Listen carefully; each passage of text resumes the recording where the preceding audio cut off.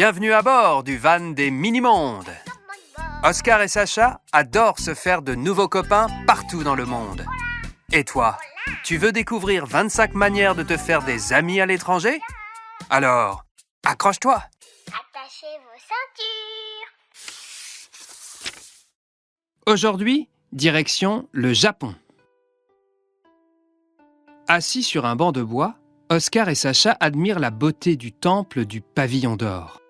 Le soleil d'hiver se reflète sur les tuiles dorées et fait briller la neige tombée dans le jardin. Le silence est si doux qu'on entend presque les flocons se poser sur la mare gelée. Mais très vite, leurs doigts commencent à picoter de froid. Pour se réchauffer, ils sortent un vieux livre trouvé sur un marché. L'art secret de l'origami. « On essaye la grenouille ?» propose Sacha en sortant une feuille de papier vert. Oscar, impatient, plie, replie et s'en mêle dans les coins. « Hop, c'est facile !»« Attends, ce n'est pas comme ça !» s'énerve Sacha. Et voilà que les deux apprentis plieurs se chamaillent joyeusement au milieu du jardin enneigé. Soudain, une jeune fille en uniforme d'écolière s'approche timidement. « Bonjour, je m'appelle Asuka. Vous aimez les origamis ?» Les deux enfants rougissent un peu, gênés d'avoir été surpris. Asuka observe leur création, l'œil amusé. « C'est très réussi. Vous savez, il manque une page à votre livre. Elle a sûrement été arrachée. » Elle retourne délicatement leur pliage.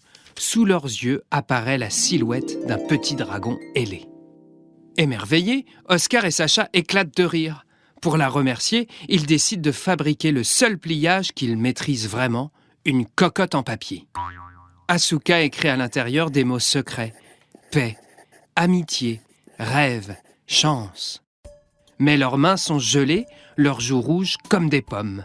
« Venez chez moi pour le goûter », propose Asuka avec un grand sourire. Sa maison n'est pas loin, au bout d'une petite allée bordée de bambous. En entrant, ils retirent leurs chaussures et glissent leurs pieds dans de drôles de chaussons moelleux. Autour d'une table basse, Asuka leur sert un thé chaud et de petits mochi, des gâteaux japonais tout ronds et tout doux faits de riz gluant. La chaleur et la douceur du moment les enveloppent. C'est calme, paisible, presque magique.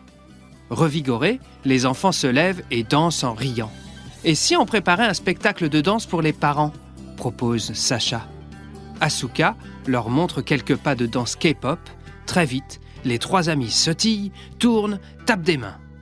Dehors, la neige tombe à nouveau sur Kyoto et à travers la fenêtre, on aperçoit trois silhouettes qui dansent, légères comme des flocons de papier.